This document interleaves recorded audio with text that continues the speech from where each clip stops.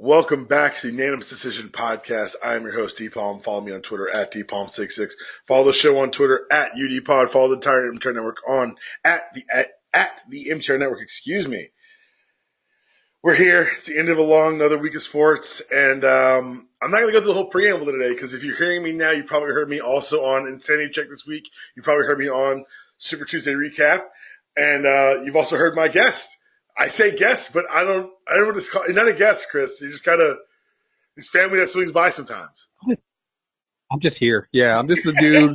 You come home after a long day of work, and you walk in, and I have my feet up on your couch, and I'm watching your TV. And you're like, how the fuck did you get here? But I'm not even really that phased. I'm like, what's up, man? Right. Did you leave me any beers? Yeah, well, thank you. Thank you for leaving me a beer in my home. Yes.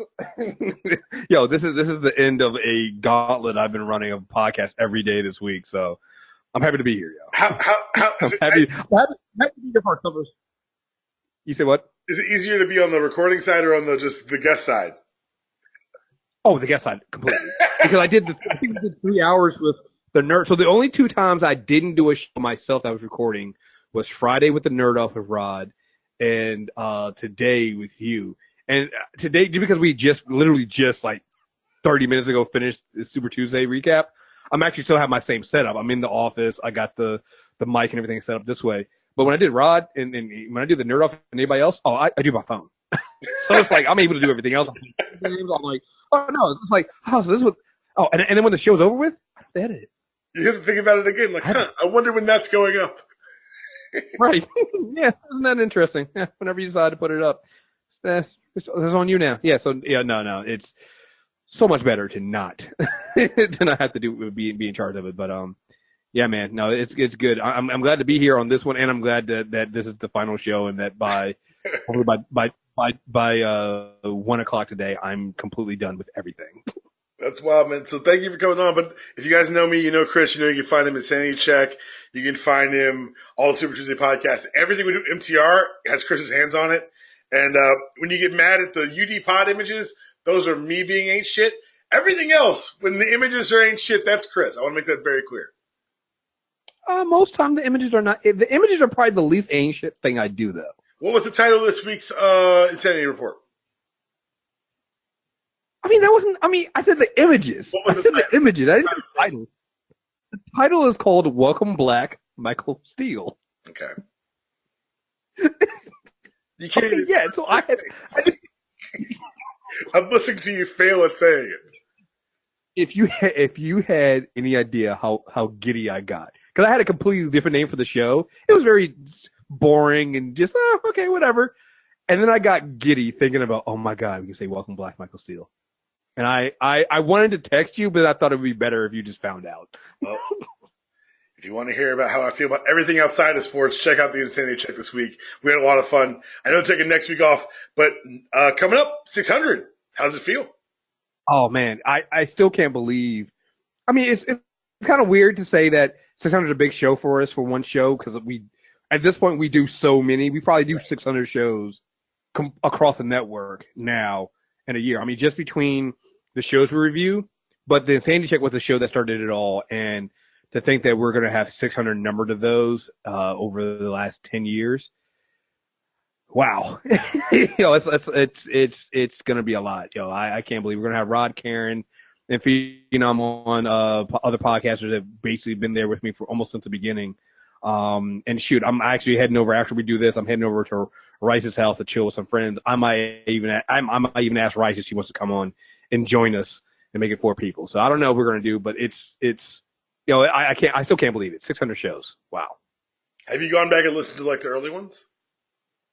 Oh, hell no. Hell no. Well, for several reasons, it's just like, they're not good. Like, I know they're not good. From sound quality to what we were talking about, I think some of them we actually played. I want to say for at least the first 5, we played music in the background. Music in the background. I think everybody. Episode. Oh, yeah. So I'm just like, no, I don't need to go back. Here's the thing. I don't want to go back and listen to them because I know that we've grown since then. And I've listened to them within the last 3-4 years, an episode here and there, Okay. just to remind myself of where we came from. But yeah, man, it's night and day. I now see people who start new podcasts now and see how they start off out the gate like with like equipment, and I'm like, yo, we really at some point just record over my phone. Like, not even like a good app, just like whatever in phone recorder you had at that time. That's what we use. Like, so I think the first time we had a guest was Jax, and we called him my BlackBerry. Yes, a BlackBerry. Put him on speakerphone, and then we recorded it that way. Like, it was terrible. Terrible. That's great. We come along. And now you run a network. I know, it's great. I still don't. Yeah, it's weird. People would come to me like, "Hey, I want to do this week." I'm like, okay, just whatever you guys want to do. It's just do it. I just got to find out when we're gonna put it on. We're gonna put it up as far as room. But other than that, yeah, do what you guys want to do. Have fun. Knock yourself out. That's one of the best things about MTR is that you, especially as it's grown, you've become more comfortable with people creating and producing and developing their own content. Yeah, I believe in that. I believe that. Yeah, I think that it's really empowering as someone who's on the network, as someone who had a show elsewhere and came to the network on purpose. Like, it's been super empowering, and even just something like Dope Talk that we just got started. Like, I wouldn't have done this other places. Yeah, well, I think that it's important that we have. I had generated a fan base through the Insanity Check, some of the other shows I did, and so I think that I'm not arrogant enough to think that I'm the only voice, that people come to the MTR network for. And so I think it's important to make sure that, I get the same opportunities that if I have the opportunity to help people that I think have good voices. And to be perfectly honest, if I've had you on as a guest, if you have a show on the network, then I believe your voice and your show is important. Then I believe that it's important for you to be able to have, use the audience that I've generated and the community we've generated together, to get that stuff out there. And like I said, I've been able to experiment and do different things. Like, half the shows we do now are experiments. Every show on the premium network. Like, before we even got the other shows, like, Docu Drunks or anything like that, like Combo Book Club, Nostalgia Review, all the stuff, the things I came up with myself of, we're just going to do this and see how it goes. And it worked. And now I want to make sure that other people have other choices, and I want to make people comfortable, because people always come to me was like, hey, let's do this and let's do this. Like, listen, I might not be able to do it because I'm just so busy, but if you want to do it, go right ahead. We'll figure out a way to get up on the show, get up on the network, and it's fun. And I think that's how we've grown the network, and it's down to the point where I've been begging you all to let me know what I can do more for you guys. It's like, do you guys need equipment? Do you guys want some more? Like, what can I do for you guys? What do you guys need? And nobody really takes me up on the offer all the time. I think you do the most, like when you came out with dope talk and things like that. But I'm hoping others do it soon, because, like I said, I think it's important to get those voices out. And I know Kriss just mentioned our premium network. I know there's lots of ways to sign up now. You can do it lots of different ways. But what's important is to get our numbers up, because if we hit a certain number, Kriss and I will be taking curling lessons. If we hit a different number, we'll be videoing it. So, yeah, I know UDPod listeners want to hear that. I know you guys get your sports talk here without going premium, but I'm telling you right now, behind that wall is a lot more content, and it's me and Kriss acting an absolute fool, including my Hell No Cupid episode right before I got married. Yeah, I forgot about that. Yeah. So, Hell No Cupid's late soon. Yeah, I mean, is that to the point where now we have so many premium shows, I don't even remember what comes out. Like, that was not long ago. I was just like, it was like October, and I don't remember it.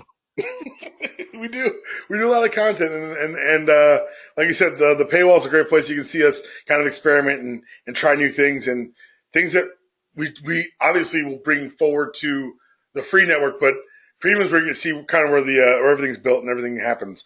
But we're here to talk sports today. Go ahead. If you pay, I feel like if you pay, you're then an accomplice. So that's why also some of the stuff is being I was going to tell you that once you paid. See, now Kriss is throwing this whole, you're not an accomplice per se. Like, you won't get tried with us, but you may have to come in for questioning. You might have to cut a deal. Yeah, an easy deal. Like, we're talking like 6 probation, like no time. Like, you'll be fine. I watched a lot of Law and Order, man. Come on, I know this. You can do this. You'll be fine. But we're here to talk sports today, UDPod. We're back in the driver's seat. And I'm going to start somewhere I didn't even put on the list to you, Kriss. We're starting with baseball. Yay! America's pastime that nobody gives a fuck about. I'm sorry. No, you're 100% right. Pitchers and catchers, and I guess other players have arrived. So I'm going to start baseball, while national game, is a local sport. And my local team has always been the Braves. They're now the Cobb County Braves since they moved out of Atlanta. We'll talk about that in a second. But I don't know if you've seen this. There's an outfielder who's in our one of our prospects, Ronald Acuna. He's deemed the number one prospect across the board in the minors. And he wears his hat in a way that the Braves don't like. So they released a statement this week. The Braves want Acuna to wear his hat straight and maintain a professional appearance and uniform. They did not want to change much about the fun-loving, flamboyant approach that made him one of the game's most exciting young players. Andrew Jones, an all-time great, says the main thing he wants to remember is to keep your head straight and respect your surroundings. Be humble, but a humble cocky. Kriss, I want to grow my sport and I want to grow my game, and I've got a super talented prospect who brings a sense of athleticism and dynamicism to a game that's mostly seen as boring as shit. Would you want to, A, highlight the things that make him different, or B, make him conform to the norm? Well, because I'm baseball and I'm boring as shit, I'm going to go with I want to make him conform. That's good, because that means you must hate money. Because this is a guy, like, this is wrong. Do you remember, like, when we were kids, King Griffey Jr. wearing his hat backwards was such a big fucking deal? Yeah. Like, that was made, look, baseball's only cool because of the personalities. I'm just going to say it. Right. Without the personalities, baseball sucks. It is. I have gone to baseball games with my dad. It's his thing. He liked playing baseball, so I'll take my dad to baseball games. They're boring. They're boring. You're more about drinking, enjoying everybody else in the stands and the craziness that happens there, and everything else but the game. And then around like the seventh inning, unless the game's close, everybody starts leaving. So yeah, why would you want to take away the one thing, like you said, brings you money? I've never understood that, Shit, even football understood that, hey, maybe we should let people play, maybe we should let people celebrate in the end zone a little bit, because it's so wild. Like, you think about the guys who make baseball, it's personality. There was a clip floating around of Nolan Ryan who got smashed in the face with a line drive and pitched the rest of the game with blood dripping down his jersey. That's cool because it's Nolan Ryan, not because it's baseball. Nolan Ryan is cool. King Griffey was cool. Barry Bonds, the media hated him, but guess what? That motherfucker was great at baseball. Not as cool. The thing that I used to love, and this is when I knew that baseball just didn't get it. It wasn't for me. I remember the steroids era where we had it was Sammy Sosa, and it was Mark McGwire, and then Barry Bonds, right? And I would see people, like the purists, get mad about steroids, and I'm like, this is if you remember this time, that was the most time, the most attention that baseball has across the board in decades. Other than the race to see whose record was going to be broken, nobody cared about baseball before then. Nobody's cared about it since. Like, give them all the steroids. It's a game. It's for entertainment.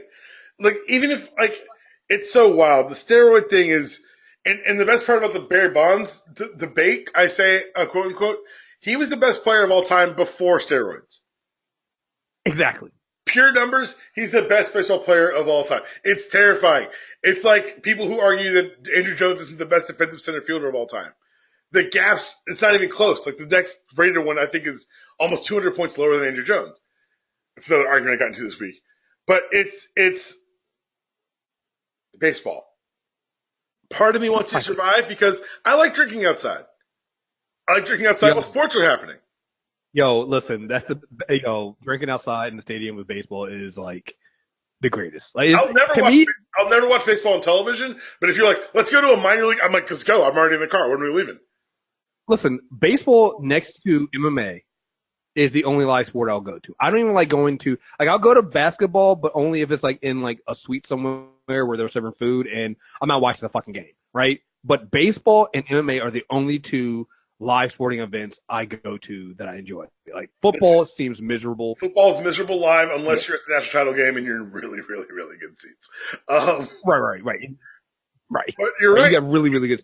Yeah, for me it's baseball, and I love going to live hockey. I love live hockey.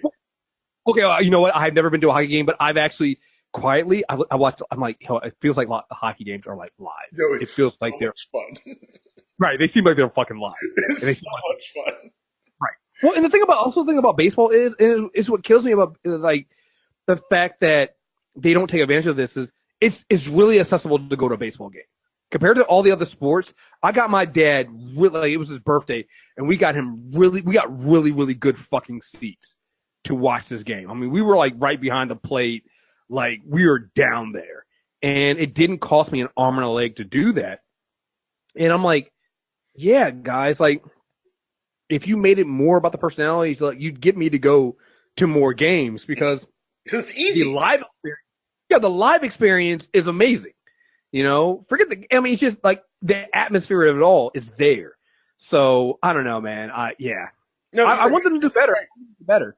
And what's crazy is I didn't put this on our list of topics, but you segued into my next point about the Braves really easily. So the summer before I started dating my now wife, my roommate and I worked in the same building. It was very much we lived. Our office was by a MARTA station. So on Tuesdays or Thursdays, we'd leave office, leave our cars at the parking deck, take MARTA to the stadium, buy the $12 tickets, and then drive our way down to field level because no one's there on a Tuesday. We'd go every week. It was just something fun to do. And now that the Braves have moved their stadium to Cobb County where there's no mass transit access, I refuse to go. I refuse to set foot in there. Why would you guys do that? Like, it just doesn't make any sense. Like, I go to a Nationals game because it's literally right there. Like, the Nationals game is literally right there at the station. Like, you come out of the station and you're literally right there at the park. It's a stop for it. It's a stop. Yeah, right. It's a stop where you walk into it and you're just like, and you know what? It's still a nice stadium, you know, and it's just like 96, bro. They built Turner Field for the Olympics. And they tore down the dome, too. And the dome, yeah, I guess it's a 92. But they put the new stadium next door to the dome. They wanted to keep that feel of being in the city and be able to take transit to the stadium. Baseball was like, fuck that noise. And moved to Cobb County, where it's closer to my office, but I'm never going. Yeah, Why I don't would understand that. I understand that. I've been to Nationals games and Orioles games. I've been people who know me about sports know I do not talk about baseball. I do not like baseball. It's not my sport. I have been to more live baseball games than any other sport. It's just a fact. I have been. Like, maybe MMA is coming up close, but I don't think I've ever been. Maybe once I went to an NFL game, hated it, never went back. No other sport have I ever gone to one. It's the only basketball. I go every now and then there. It's the only sport you go to on a whim. Yeah. Hey, we're going to board. You want to go to the Nats game? Yeah. Let's just hop on the train and go to the game. It's not something you have to plan or save up. Like, we got these tickets from a friend of a friend. No. It's just a baseball game. And I think they want to make it more like football where it's more of an event. But guess what? You've got 162 games. They don't have 16. Your job isn't to be exclusive. It's to be accessible. Well, I think that's where the American pastime idea comes from. Mm-hmm. It's not that everybody plays. It's always been accessible. Exactly. And once you make it not accessible, nobody's going. The appeal fucking fades. Speaking of the appeal fading, it looks like people don't want to box Conor McGregor because last month he was back in the news saying he wanted to get back in the octagon, called out Frankie Edgar. Well, Frankie Edgar got worked last night. I am so glad I did not order that event last night. But yeah, I heard that Frankie Edgar got worked. Here's the thing. Conor ain't coming back. Nope. Conor's not coming back because the UFC cannot pay him. Like, that's the thing. It's like, I keep seeing people, oh no, like I had one person, no, he'll get the itch and he'll get, like, listen, guys, I have been punched in the face before, for free. Several times as an amateur. And let me just tell you something like that. No. That love surely go through, because it's not just getting into the octagon and that feeling. It's the whole tire. I don't think the average person understands how torturous a fight camp is. Like fight camp, I had my coach tell me one time about fight camp is around about you want to push your fighter until, if it's an 8-week camp, you want to push your fighter until it's about 5-6 weeks in, right up to the point where you're about to break them. And then you start ramping back so that they're ready. So they're basically going to the point of view about the break. You know, you're constantly watching your diet, you're constantly training, like that is all it is on your mind. You're training for hours and hours and hours. You are breaking your body down. Your body, the human body is not meant to be like that. All right. So even if you're a professional, you're still doing this. This is why you see professionals do all this kind of stuff. So why you see, honestly, it's why you see professionals get in trouble for steroids. I think a lot of people have an idea of these human growth hormones as just being them wanting to get big. That's not why fighters use steroids. They use steroids to recover. That's all it is. It's about recovering because your body is broken. Right. So you want Conor McGregor to come back after making, what do you mean? He didn't make 100 million. It was like 30 million. It was something ridiculous. He made so much fucking money. Yeah, I'm a low ball and say it's 30 million. He made $30 million off of a losing fight with Floyd Mayweather. And I'm gonna be honest, it was probably an easier camp because all he was doing was training.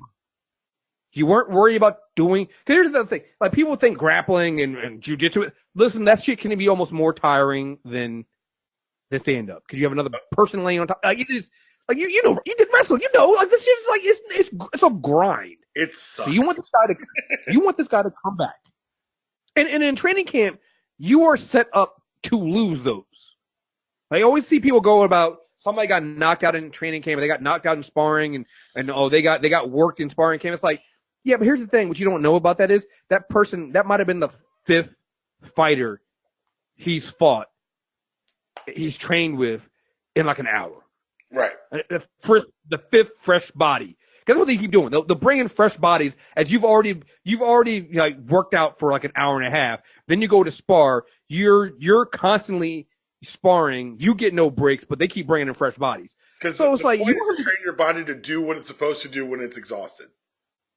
Yeah. So you want this guy to come back, and I don't know what the highest payday the UFC has, but it ain't no $30 million.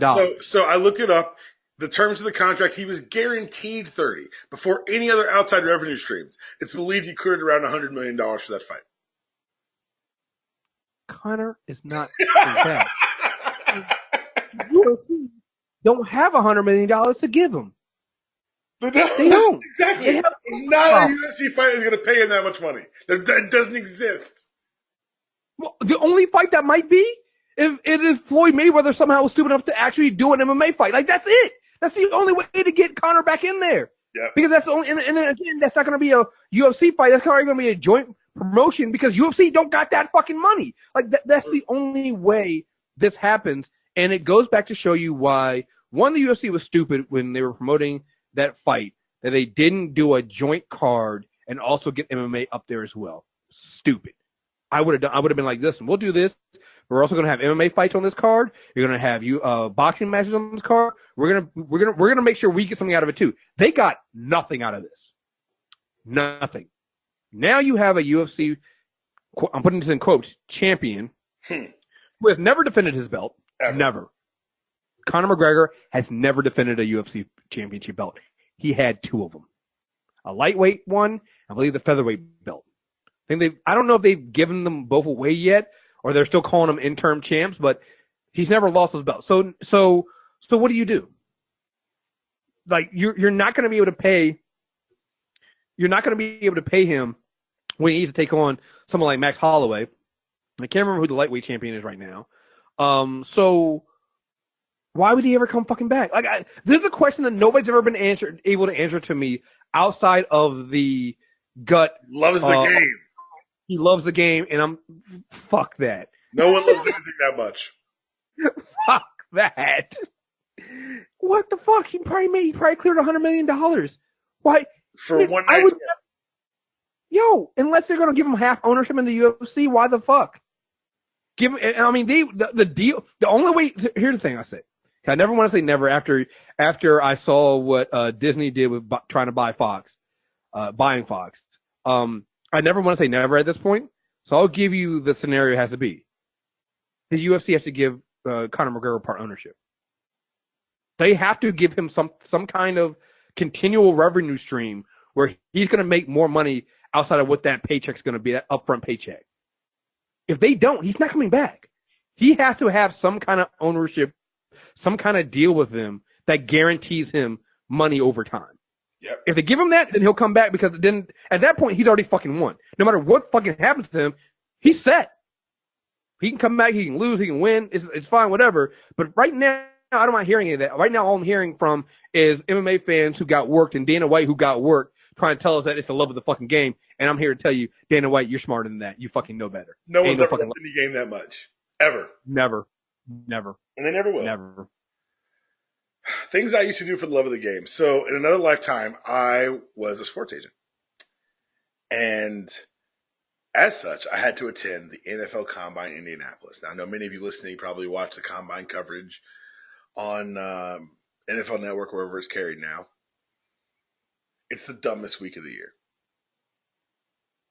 The dumbest week of the year. It is the underwear Olympics, as I've often called it. And while for the players, it's a very real job interview.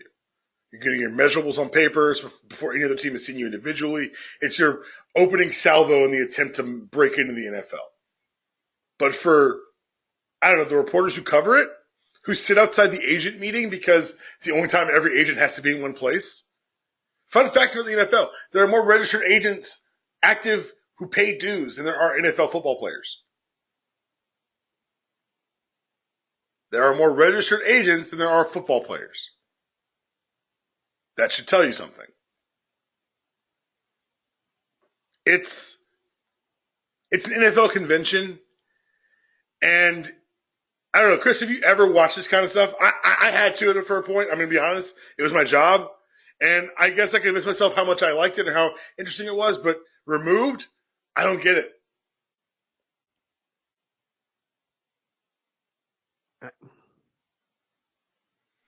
It's, yeah. I've tended to. I think I saw somebody asked you. You guys were talking about it. Somebody said it is as boring as it looks on TV, and you're like even more so. It is because unless you get a press pass or unless you want to cozy up to people, even if agents aren't generally inside when the events are happening. So I get to hang around Indianapolis for 4 days, which buddy. Whew. If you live in Indianapolis listening to this, you know I'm not lying to you. You know I'm not. Be honest with yourselves.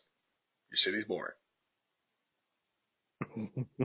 But yeah, man, it's just wild to me that it's covered so ardently and so strongly and without any sort of awareness of like this is all inherently kind of ridiculous. And so you get people out there giving out interviews. You get people like John Gruden, who's now returning to the NFL for the first time in a long time and will be coaching the Raiders. He says he wants to, and I'm going to quote him here, I don't like all this newfangled stuff. I want to go back to 1998. Get the fuck out of the league. I'm not going to rely on GPSs or all the modern technology. He conceded that he would get some people to help him interpret some data. But I still think doing things the old-fashioned way is a good way. And we're going to lean the needle in that way in a little bit. Now, let's be real here. He can't actually mean this. The Eagles are the most data-driven team in the league. The Patriots are among them as well. Those two teams just met in the Super Bowl. The 1990s, 1998 particular, let's remind you, John Gruden did not have a winning season that year. Why he chose that year always weirded me out. And now, we have to also remember that John Gruden's greatest success story was taking Tony Dungy's players, taking them to the Super Bowl, where he played a team that was running his offense but hadn't changed any of the calls. So when the offense was making adjustments, Derek Brooks told the defense what plays were coming. That's 1,000% true story. Bill Callahan took over for the Raiders because Al Davis didn't want to pay someone else. He kept Gruden's offensive plays, changed no terminology. So when the unlikeliest of unlikely things happened and the two teams met in the Super Bowl, basically John Gruden was like, oh my God, they didn't change the calls. They're running my offense. And that's why John Gruden is lauded as, look at the years around that year in Tampa. He never makes another Super Bowl. Ever. As Dungy's players leave, the team gets worse. He hid in a booth for 10 years, and now we've forgotten that his teams weren't that great. I get it because people are stupid. Hey, they just cut, by the way, I don't remember this, but Mike Glennon got that big deal from the Bears this past offseason for no good reason. They cut him and ended up paying him $20 million over 1 year.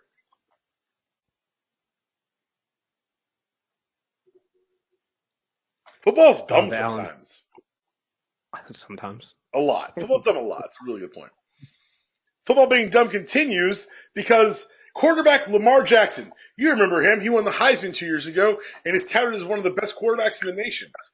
Well, everyone's decided. Go ahead. Okay, hold on.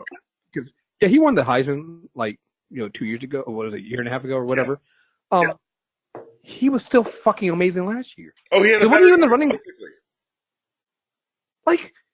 Okay, I just want to make sure because what you're about to say here is we talked about it briefly on the Atlantic Check yesterday, but just to set this up for how stupid what you're about to say to relay that people are saying is. I'm sorry, just go right. So, reports came out of Indianapolis that teams wanted him to do some receiver drills at the combine. They wanted to see him as a receiver, to see just what he could do.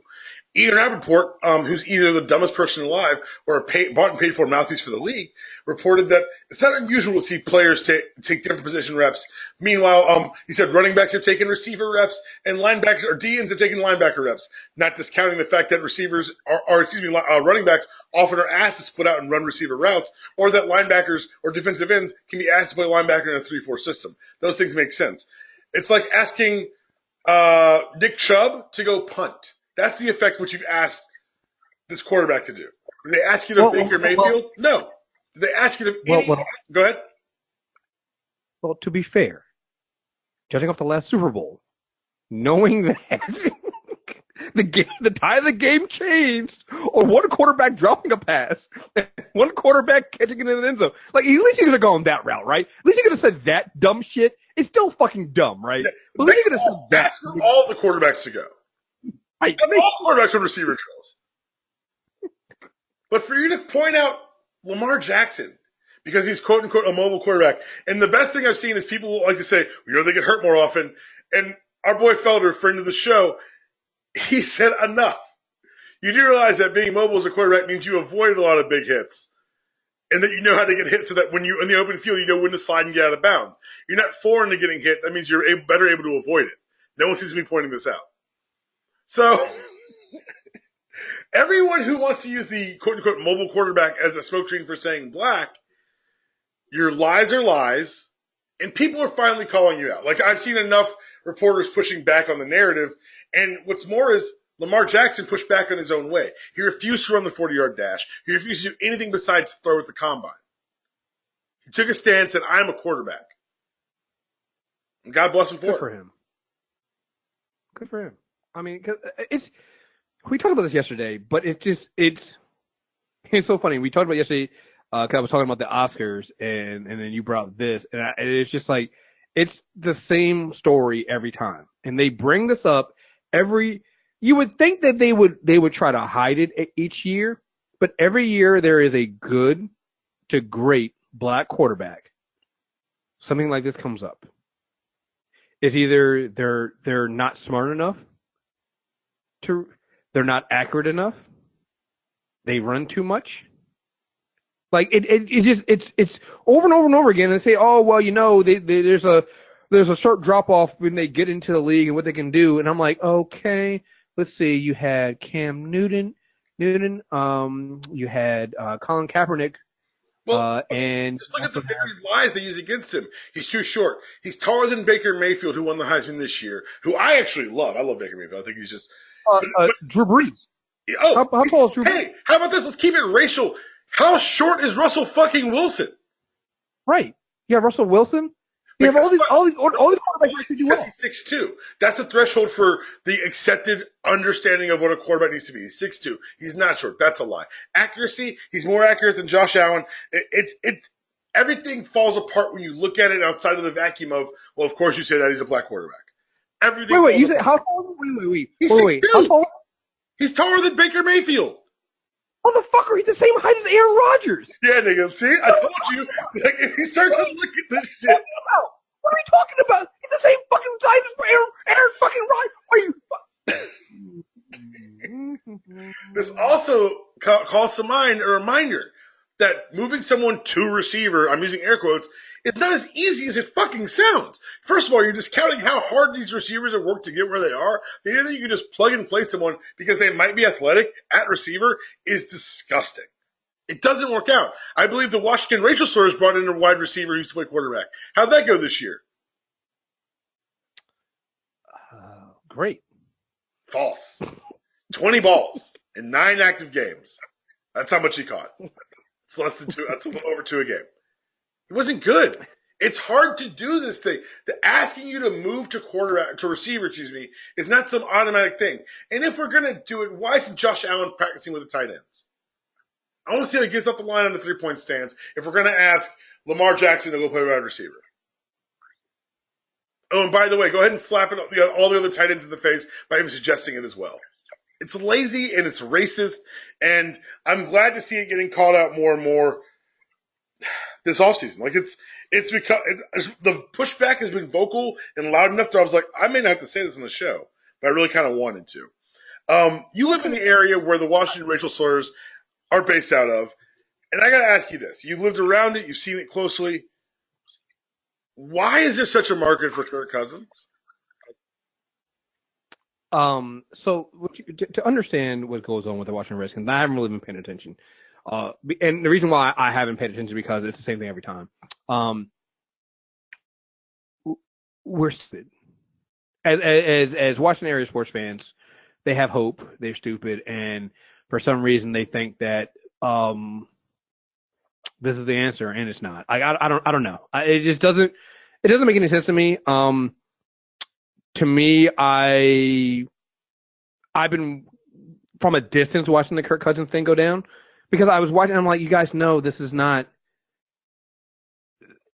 I'm not saying he's a bad quarterback because he's not, but the Washington Redskins are just never going to be good under Dan Snyder. Well, they've decided he's not going to be back next year, and that's the crazy part is that now that we've got this open market for Kirk Cousins, where it feels like everyone else has forgotten what we've all been watching. The Vikings, Broncos, Jets, and Cardinals are basically all ready to mortgage their futures to the idea that Kirk Cousins might come to them. Oh, that's stupid. It's gone outside of the DMV area. The illness has infected the brains of millions. I don't know what's happening here. Oh, no, don't do that. Don't, no. I'm telling you guys now, he's not going to be good anywhere else. Like, the reason why I think teams the Washington Redskins have always been, for the years, have always been a 50-50 team. Mm-hmm. They'll get you a 50-50. They'll play hard 50% of the season, all right? And so every now and then, Kirk Cousins will put up some numbers, but, like, if you look beyond just the raw numbers, how he gets the stat, it changes. Yeah, and he's not that good. But he's not bad. You look at the median play of quarterbacks in this NFL last year. I think he's an improvement over a lot of places. I think that a team that goes to the NFC title game like the Vikings, adding a Kirk Cousins might actually put them over the top.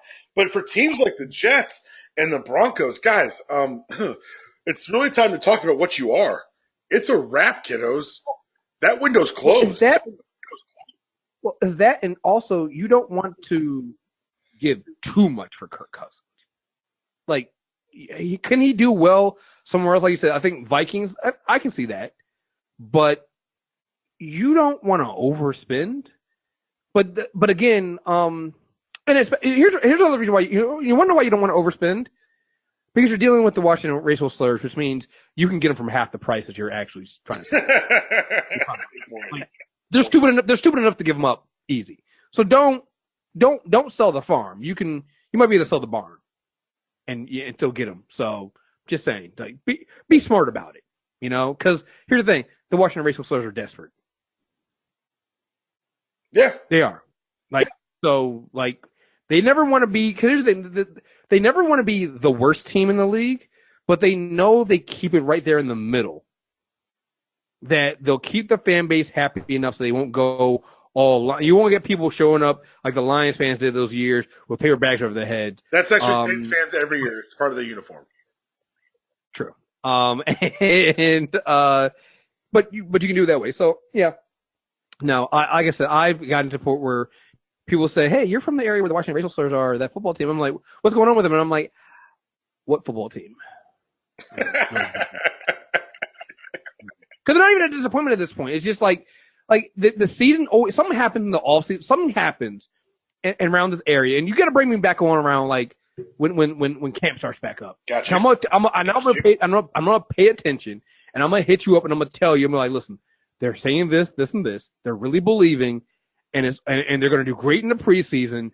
And 5 seasons into this, 5 games into this season, it's all going to collapse. Well, last offseason, they fired their GM by telling him to stop coming to work. Like, every year it's something messy with this team, and this year apparently it's going to be the trading for Alex Smith, which I'm not entirely sure that was a great idea, and then losing Kirk Cousins, which is going to now infect some other team with this Cousinsness. Though I'll be honest, if he goes to Vikings, that's a pretty scary thing for the NFC. He could make that team better. Oh, that's right. We did get Alex Smith, didn't we? Yep. I'm saying not as I know what you mean. Claim them. Oh man. So did they get anybody for him to throw to? See, now that's actually the second part of the whole. That's no, not so much. Because that's always that was always the problem anyway. They would we would mortgage the entire state to get a quarterback, and I'm like, well, who's he going to throw to? Well, we got this bum out here who's going to do this. And it wasn't always a quarterback. Sometimes it was Quentin Portis. Sometimes it was over the hill Deion Sanders.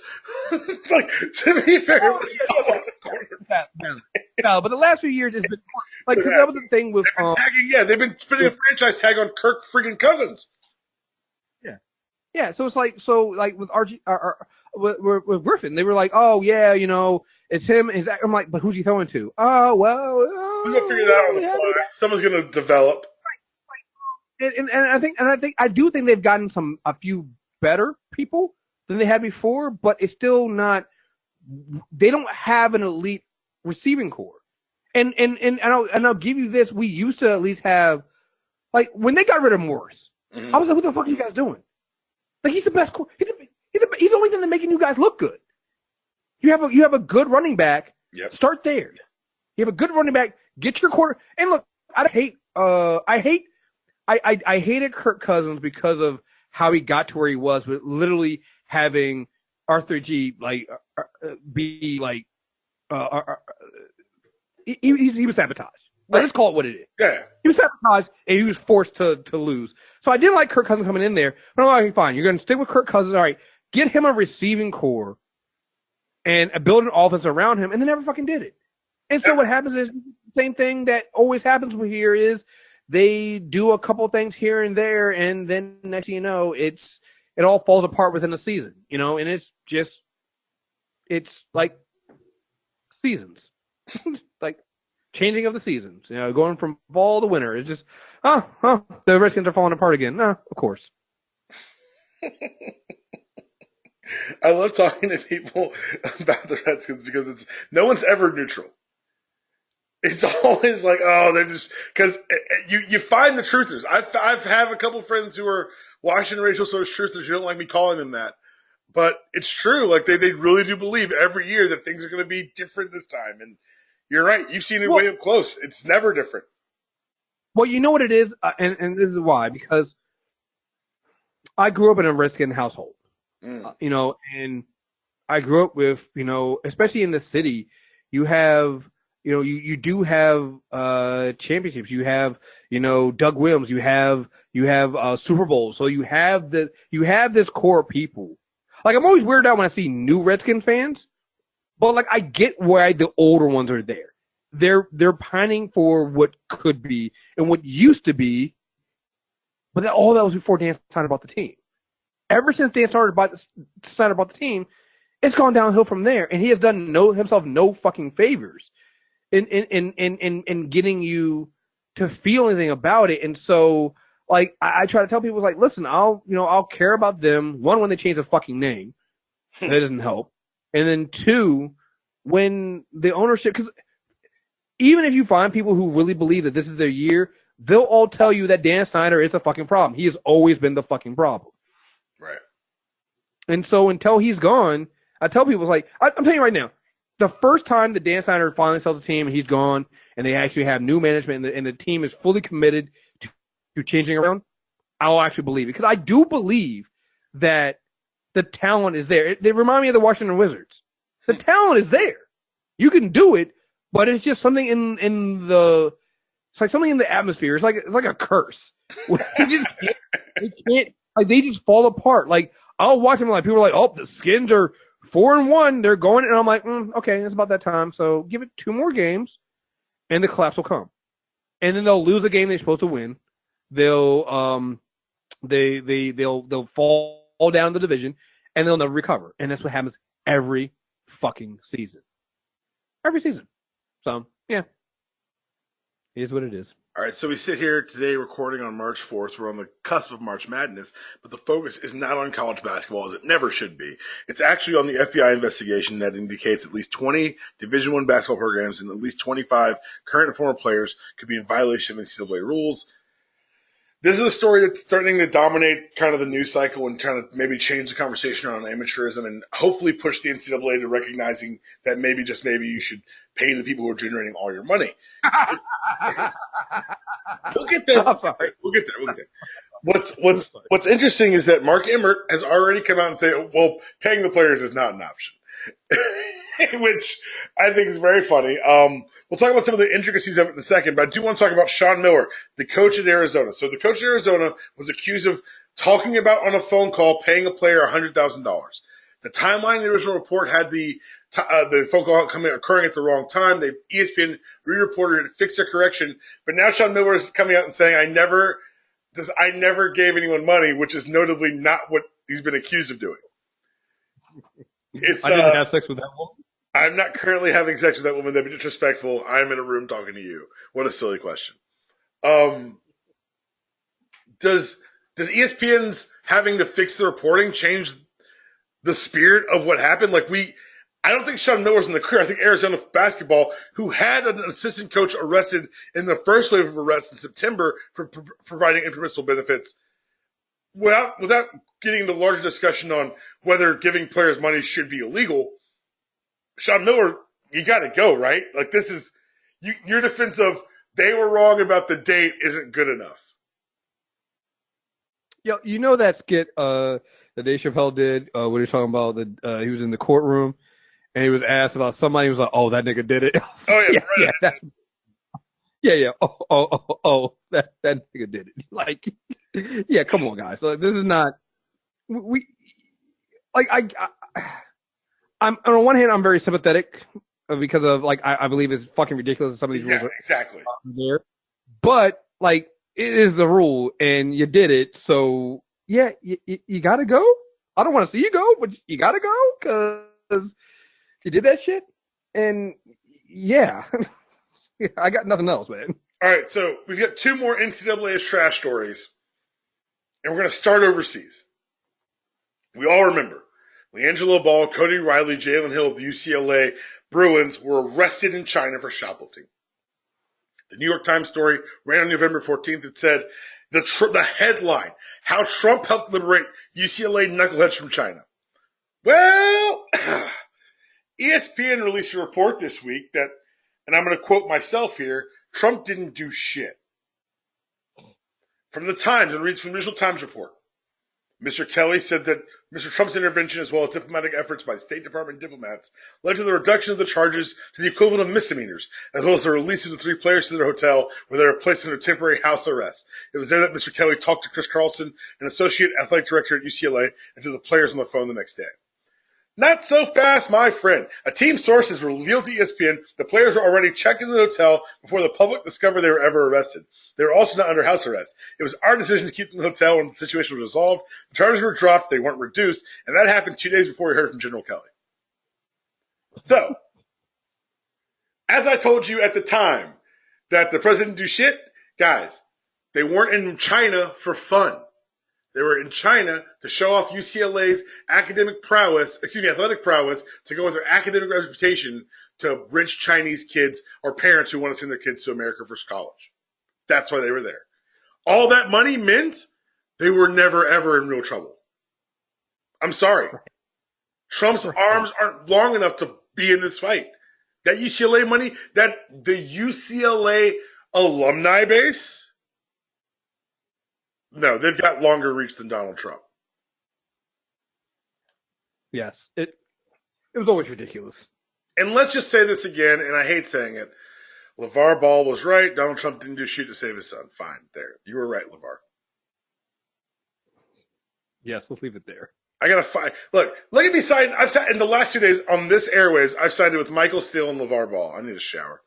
It's not a good feeling.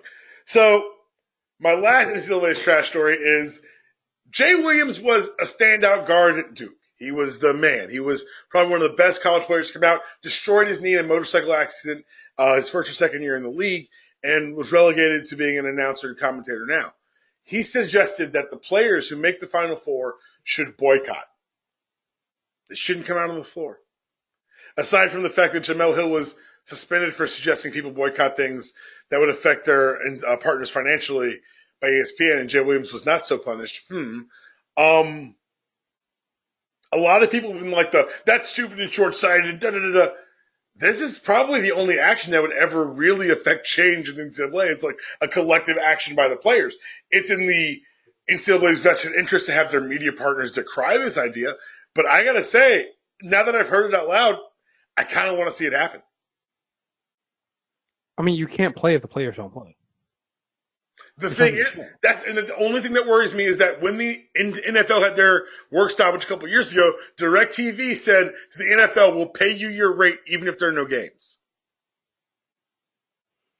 I mean, these are large financial backed problems that they're trying to fight. Like, if the NCAA is guaranteed their money from CBS, whether the games are played or not, the actionable leverage by the players becomes negligible. I disagree. Because, yeah, they'll pay the CBS rate, but what about everybody else who makes money off of them, off of March Madness? Like, to me, this is beyond just CBS. Like, this, because here's the other thing, too. Like, and where does it start? Like, at some point, the student athletes are going to realize they have all the power here. Yep. Because if you no longer play, and God forbid, anybody overseas starts picking up, like particularly basketball. Like, so football, I think it's a little bit harder because, like, what's the market outside of playing in the NFL? I mean, there are some other places there, here and there, but not like basketball. Like, what happens when basketball, like, foreign countries start going, hey, want to play for us? We'll pay you. You know? So, yeah, if the student athletes all decide we no longer want to do it. Now, that's the bigger thing of getting them to actually all decide to do this. But in a world like Twitter and things of that nature, like, people are more connected than ever. Oh, it's more. Look, I'm saying it's difficult, but it's a lot more real. And God forbid it's the big names. Because here's the thing, you don't really need. Because that's the other thing too, right? So let's actually think this through, right? You don't need all the students to boycott. Mm-mm. You just need the students who already fucking know. They got an NBA deal coming. Because at the point that you play in March Madness at this point, unless you're a freshman, even if sometimes you're a freshman, if you're that good, you're already on people's radar. So how can the NCAA stop you? Yeah, I don't want to play. For me, people say, "Oh, only a certain number of those players are going to get paid ever anyway." Like that's the problem. They should all be compensated for their time and efforts in service of their schools. Williams' full quote was, "Players should boycott." You can essentially equate the scholarship to the salary cap, a scholarship to the salary cap of the NBA. They're both big businesses. Businesses go across the board. So as gross revenue increases, guess what happens in the NBA? The salary cap rises. But as gross revenue increases in collegiate sports, in particular college basketball, the scholarship stays absolutely the same, and that's a problem. He's 100% right. If you start, because here's the thing, and I think that we're starting to see a little bit of change here, but I think a lot of the people who are against and the players getting paid, one, don't understand how scholarships work, and two, don't understand how much money the universities are making off of these students, and then three, don't understand that a lot of these students, while they're getting paid, they're getting, I'm putting paid in quotes here, right, for their scholarship, their families are struggling. Yo, a student who has a math scholarship can be a math tutor in his off time and make money utilizing the skills that the school saw fit in him to bring him to the school in the first place. If you're a football player, you can't make money working at a football camp. Look, I'll make it personal. I was on academic scholarship. Mm-hmm. While I was in school, not only did I tutor other students, like you said, to make money, I then actually launched my first quote business in school working in computers. I'm in school on academic scholarship. I'm able to do both. There was nobody telling me I could not do that. I was able to make money, pay for my own stuff, and get to where I'm at now. To basically make my own destiny here. When people sit there and say that, oh, well, these students are getting paid through their scholarship, that is bullshit. Like you said, they have a skill they cannot use. They cannot, they can't run. Like, I don't know. Can they get paid to run a basketball camp? No, you can't. If you work so if you work a camp, it has to be a volunteer. That's fucking bullshit. That's complete bullshit. The one thing you gave them a scholarship, an athletic scholarship, which means they have that skill, and you're telling them they cannot make money using that. They can only make them money using that skill. That's right. The love. You can only make us money. Right. You can't do anything else private. Yeah. Yeah. It's fucking bullshit, guys. I'm sorry. There's no excuse. Like, and when people sit there who are at this point still arguing with me, or arguing with anybody, the other point that, oh, well, no, they're getting tough. What it tells me is two things. One, you're fucking jealous. That's the pocket watching's so real. Oh, it's all pocket watching. You're pocket watching them because guess what? You weren't fucking good enough to get an athletic scholarship. You get a scholarship. Yeah,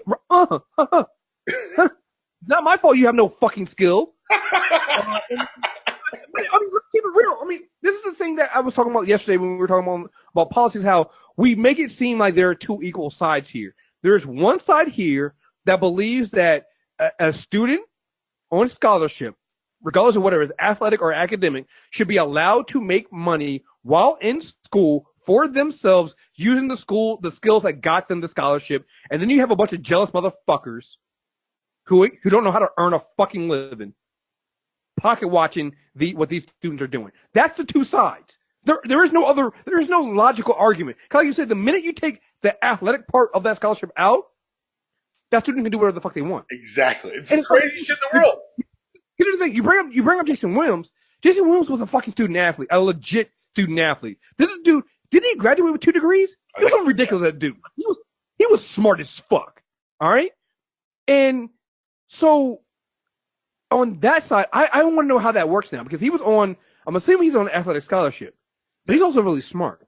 Could he make money tutoring another skill?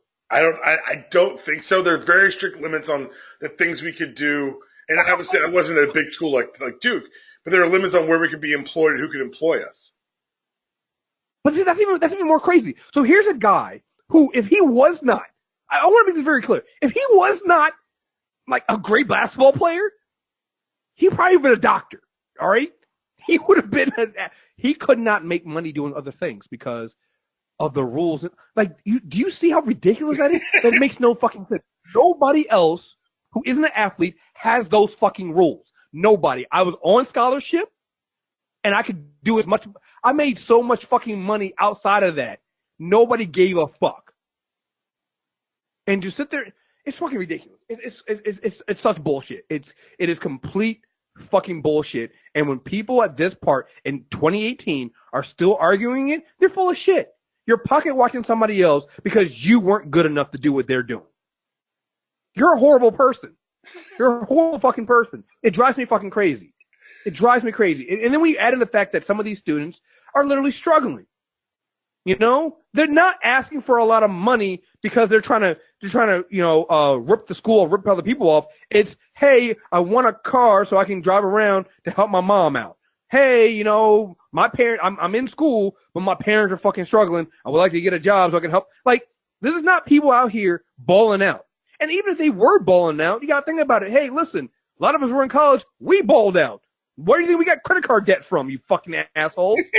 Like, come on. Like, it just drives me crazy the way people look down on it. And that's what it is. You look down on these people, on student athletes. And it just so we're clear, student athlete cuts across not just, we focus on basketball and football, but it's across the board. Mm-hmm. It's fucking ridiculous, guys.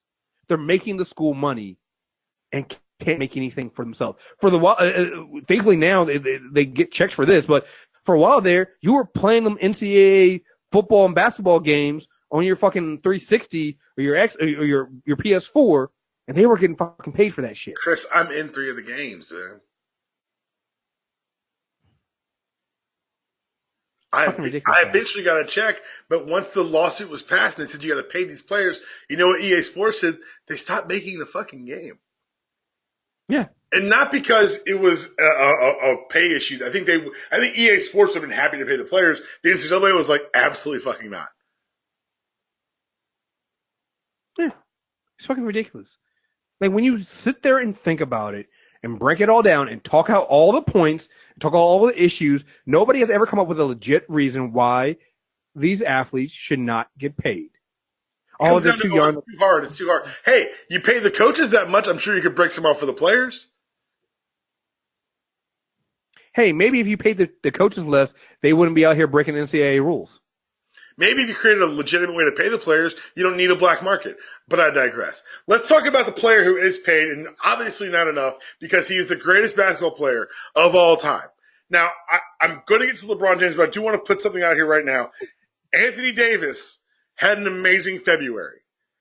Anthony Davis finished the month of February, 35 points per game, 13 rebounds a game, 2.5 steals a game, and 2 block shots a game. Does he still have a unibrow? Yes. Oh, man, that's awesome. I love that. I love the fact that he's doing all this. Anthony Davis has gotten lost in the shuffle with Giannis and all the new young talent coming up, and they should. There's a lot of talent. But he was the next big thing before the next big thing. Anthony Davis is terrifying. And the fact that in this stretch in February, he did something that's never been done before in the history of the NBA. I had the wrong line here. I want to make sure I get the right line here. He had against the Heat on the 23rd, the first player ever to score 40 points, had 15 boards, 5 steals, and 5 blocks in one game since the stat was first recorded. He finished with 45, 17, 5, and 5. Holy shit. Now, LeBron, I have a similar statistical observation to make about him, but my reasoning for him being the greatest of all time, it'll end with stats. It starts with this. A wonderful quote given this week about NCAA basketball. Because your fave could never. I'm going to read Mr. James's words. He's Mr. James in this part. I'm not a fan of the NCAA. I love watching March Madness. I think it's incredible. I'm not a fan of how the kids don't benefit from none of this, so I think it's a fine line. I've got a couple of boys that could be headed in that direction, so there's some decisions that we as a family might have to make. But as far as the NBA, we have to figure out a way to shore up our farm league, and if kids feel like they don't want to be a part of the NCAA program, then we have something for him to be able to jump back on and not have to worry about going overseas all the time. The NCAA is corrupt. We know that. Sorry it's going to make headlines, but it's corrupt. I don't know if there's any fixing the NCAA. I don't think there is. It's been going on for many, many, many years. I don't know if you can fix it. I don't see how you can. Obviously, I've never been a part of it, so I don't know the ins and outs about it. I don't know all the rules and regulations, but I do know that what five-star athletes bring to a campus, both in football and basketball. I know how much those college coaches get paid. I know how much these colleges are gaining off the kids. I've always heard the narrative that they get a free education, but you guys are not bringing me to campus to get an education. You're bringing me here to get you to a Final Four or a national championship, so that's a weird thing. They asked him if he ever considered going to NCAA. He said it never got that far. He said, would you have done it and taken money? He says, I was a broke kid from Akron. I was a broke kid with a broke mom. We wouldn't have been broke long. Ha ha. I mean, real talk. Like, the fuck, man? What do you expect? Your GOAT could never. Yo, your greatest could never. What do you expect? It's funny. One, I love the fact that LeBron doesn't hold his tongue. Yo, LeBron turned 32. He was like, fuck it, we doing this. I'm growing the beard, giving up the hairline, and I'm gonna talk about him. Well, because here's the thing. It's two things about LeBron. One, he's the greatest basketball player of all time.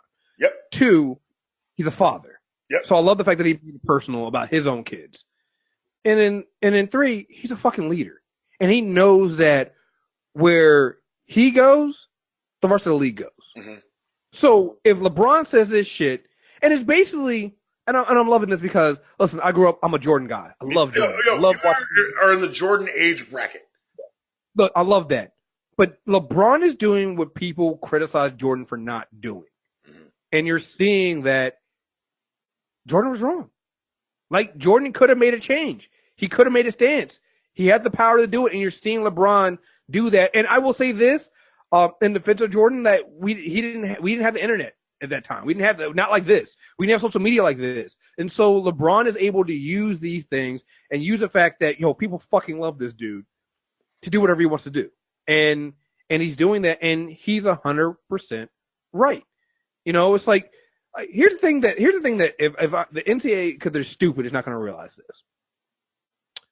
But I hate to go with we might have to make LeVar Brawl was right, the name of the show. No, but I guarantee that's not about to be it. Say what you want about the stupidity that he goes through in the show and stuff like that. Is he stumbled onto something here, taking his sons overseas?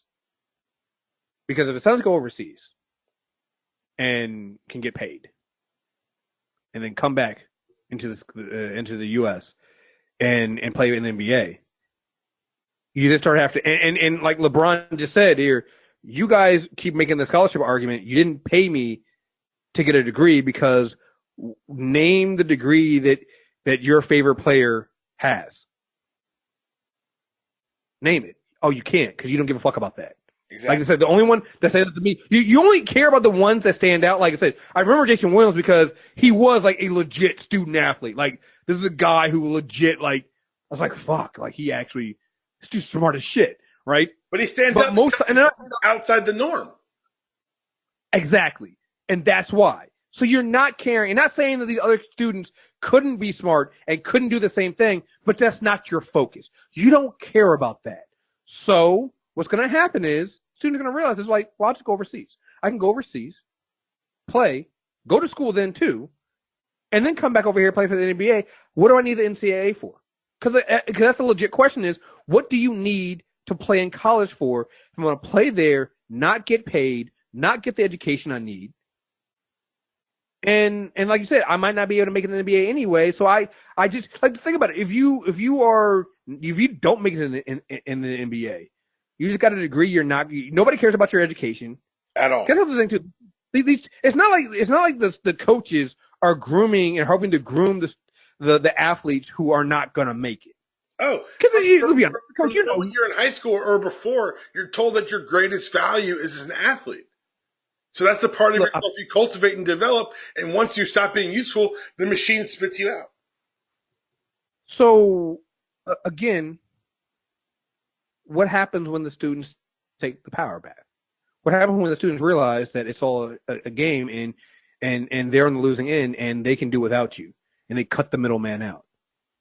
Like, that's what's going to happen because you can't, like, again, wait until other countries realize that they can then start competing on the world stage by taking top talent from like let one of these countries, let one of these teams in another country entice the entire family. We'll move you and your entire family over here. You no longer deal with you don't have to deal with Trump's America. You don't have to deal with any of this stuff. Come live. We'll put you up nice. We'll give you a stipend. We'll find jobs for your family. Like, what happens when one country starts doing that and starts taking top talent from the NCAA? So that's what happened at the NBA? the women go over and play in Russia because they get paid like fucking gods, and they play in the WNBA in their off season. That's what that's literally what happened. I'm just saying, like, you can keep, like, the NCAA keeps thinking they have the power in the situation. They just haven't, like, they just don't. But they're trying to keep the other people from realizing that the other people can do something about it. Right. That must be what it, because it's just like they're fucking trash. Like, the entire way it's set up is trash. It goes back to what we were saying, talking about fight camp. Like, listen, I've never played sports in college or anything like that, but I know what it was like to go through a fight camp as an amateur. I know what it was like. I did sports in high school, and I had a father who pushed me to being a student athlete. Make sure my grades were up first, Mm-hmm. and then sports. I knew a lot of other students who didn't have that benefit, and I watched as the coaches didn't care. And so I watched as, like, our star running back had a developmental issue. It was very, very clear that he had developmental issues and was not as mentally prepared as he should be. I'm talking like we're in high school. He's probably right on a third grade level. Right. But boy, he could run the fucking ball. And that's all that mattered to them. And that's all that fucking mattered. They would change his grades. Mm-hmm. They would do that, and they didn't get the help he needed. Because it was more important what he could do on the football field. He made it all the way to college and then flunked out. And then had nothing there. So it's like, I would feel more sympathy for the NCAA if they actually gave a shit about the student. But everything that people say that they're supposed to provide, they didn't provide. Like, I was on academic scholarship. I know what I got and what I was provided on the academic scholarship. Athletes do not get that.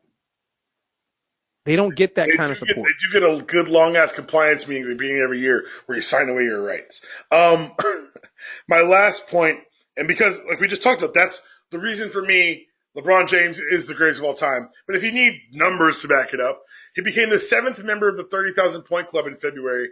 And he also joined a very exclusive club, the 7,000 points, 8,000 assists, and 8,000 rebounds. This club is so exclusive, he's the first player ever to do it. We're in year 15. He's never been injured. He's the youngest player at 30,000 points, and he's going to pass Magic Johnson for total assists. I don't understand people who don't make the argument now. They're not ashamed. It's not a shame. Yo, did you see him put the ball between Tristan Thompson's legs? Oh, come on, man. What is that? What was that? What was that shit? What was that? That's not human. Like, I couldn't tell if he did it on purpose or accident. I was like, like, what the fuck are we even doing? Like, here's the thing, man. I actually feel bad for people who cannot recognize that he's the greatest of all time. Yo, if you're that much of a hater, if you have to hate that much, fine, I guess. Well, here's my thing. Like, I feel bad for them because what it means is it's going to take them another 10 years after he retires to realize they witnessed greatness and didn't realize it. Yo, we were watching the Warriors Cavs Part 3 the other while it was happening, and I turned to Susan. I was like, "You're watching a 30 for 30. We're watching one get written. This is the third series between these two teams." I've watched. I remember the flu game. Me too. For Jordan. Or the the hangover game, whatever you want to call it. I like flu. That's what it is. I like, whatever. But I remember watching Jordan go through his 6 rings. That was amazing to me at the time. And now I'm watching LeBron be, and people are going to say, oh, well, he doesn't have the rings. It's like, okay, fine. But, like, I don't think anybody could really do that with rings anymore just because everybody's gotten so much better. Right. All the teams, there's no super poorly run team anymore you can take advantage of. Right. So it's that, and then it's also like first of all, look at LeBron. He's built like a linebacker. I mean, he's built like a linebacker. He plays all 5 positions and he runs point. Like, fuck, man, come on. Like, I don't know what to do with that. For people who throw rings at me, I just say LeBron James never lost in the first round. LeBron James never lost in the first round. He's never missed a season for injury. It's terrifying. It's scary. And I'm glad that you can appreciate that we witnessing greatness. Well, and also, I also think that last thing on this one, I think that I always hate when people throw rings, and championships in terms of all-time greatest player. When rings and championships are team awards, greatest of all time is an individual award. And so, like, LeBron can be the best player in the history of ever and still not win a ring because his team sucks. You can only do, like, you can't play 1-on-5 and then go, oh, well, you didn't, like, it's just, I'm sorry. When you think about the teams he's gotten and the teams he's won with, I kind of go on some, like. It's not his fault that they couldn't build a team around him. Right. I'm like, that's not, like, you have the greatest of all, like, I'm sorry. It's just. He dragged a team where his second best player was probably Zydrunas Ilgauskas to the finals. Just saying. I'm just like. I'm sorry. Like it's to me that doesn't tarnish because then you start getting the people who didn't win rings and you start telling me that they don't count as when some Charles like Barkley talks, I'm like, when he talks bad about LeBron James, I'm like, I'm gonna slap you. Dude, fucking Patrick Ewing. It's like come on, I know too many super great players who never got a championship, but it doesn't mean that they weren't great or all-time greatest because that championship is a team award. Kriss, a lot of things can go fucking wrong on that. Kriss, this is the kid who was the most heralded high school athlete ever, and he exceeded the hype. This is a meritorious success story at every level, and people want to find a way to hate. People don't. I think maybe people don't remember this. Like I remember watching. Like he had some of the few games of high school kids that played on ESPN. The first one. And I'll be honest, and I was one of the people going, there's no way he's this good. There's no way he gets because we've seen this before. We've seen this kind of hype before. Remember Sebastian Telfair? Yes. It never lives up. It never lives up. Or you see a flash of greatness, and then it fades. Injury goes down or something goes wrong. Oh, fucking Greg Oden. Penny Hardaway. I'm so hurt about Penny Hardaway. I'm so hurt about Penny Hardaway. You got to understand Penny Hardaway, Grant Hill. I mean, there's a lot of these names that's like you see them getting there, and you're like, you forget how good they could have been, and then injury stashes them away. And then there's LeBron James, where, like you said, the hype, we didn't hype him enough. Which is crazy. We thought we were being excessive. We were wrong. We were not. The king has arrived. We were not. We undersold this man because he has been phenomenal, and he's only gotten better. And now it's just. I'm sorry. Like no, greatest of all time. I'm sorry. It's just you've not seen. I love Jordan. I do, but there's no fucking way. Like this is incredible. We've never seen this before, and I'm sorry that some people are too stuck on the past. They can't realize you're witnessing the present and the future. I'm sorry you can't do that, but you should get over that soon and just sit back and take it all in and take in what you witnessed. Watch that clip of him doing that shit going between Tristan's legs and then tell me this motherfucker has the greatest of all time.